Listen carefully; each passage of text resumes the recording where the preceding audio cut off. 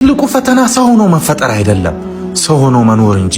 ዓላማ ያለው ሰው የሚታገሰው ራሱ ስለፈለገ ብቻ ሳይሆን ግዴታው ስለሆነ ነው።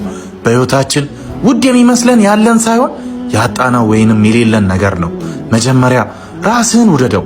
ራሱን የገዛ ራሱን የወደደና ራሱን ያሸነፈ ሰው ዓለምን መውደድ ማሸነፍና መግዛት ይችላል። ሁሉም ሰዎች በሚያገኙት መልካም ነገር ደስተኛ ሁን እንጂ አትከፋ። ለሰው መልካም ያሰበ የሱ መልካምነት ቅርብ ጊዜ ነው። ወዳጄ ሕይወት ድልድይ ናት፣ አቋርጣት እንጂ በላይዋ ላይ ቤት አትስራ። ምንም ያህል ርቀት በተሳሳተ መንገድ ብትጓዝም ወደ ኋላ ተመለስ። ወደ ኋላ መመለስን አትፍራ። ሐቅ ጣፋጭ ናትና ዝቅ ብለህ በተመለከትክ ጊዜ ምን ያክል ከፍ እንዳልክ ታውቀዋለህ።